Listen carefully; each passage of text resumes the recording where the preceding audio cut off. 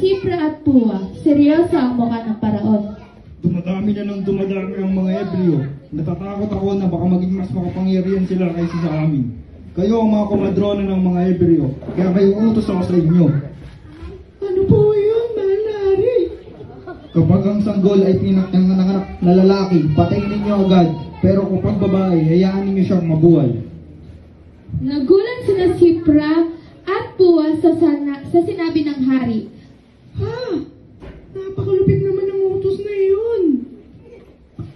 Ngunit hindi tayo maaaring sumuwit sa utos. Sa utos ng hari. Lumabas sila ng palasyo. Nag-uusap sina Sipra at Pua. Sipra, hindi ko kaya pamatay ng inosenteng sanggol. Siyempre ako rin. At mali yun sa paningin ng Diyos. Habang nag-uusap sila, dumating si Miriam. Bakit po kayo mukhang malungkot? May utos ang paraon. Gusto niyang patayin ang lahat ng sanggol sa lalaking Hebreo.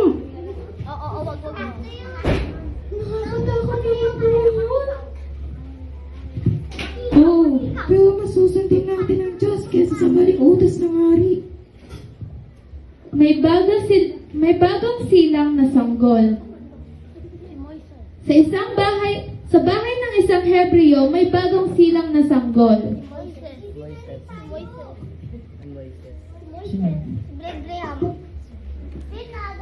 Maraming salamat po sa pagtulong.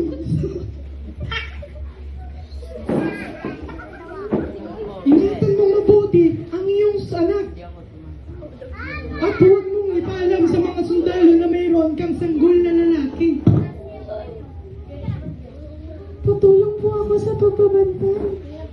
Nang nalaman ng paraon ang ginawa nila, nagalit siya. Bakit buhay pa rin ang mga batang lalaki ng mga Hebreo? Mahal na hari, malalakas po ang mga babaeng Hebreo. Nakapapanganak sila bago kami dumating.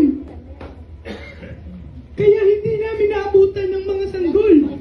Ay, Noong narinig ng hari iyon, mas lalo siyang nagalit.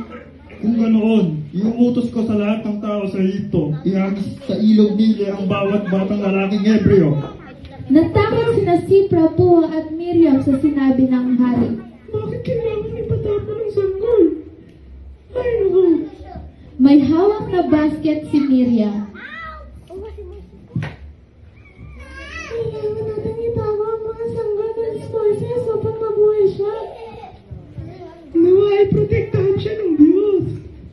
May magandang plano ang Diyos para sa batang ito.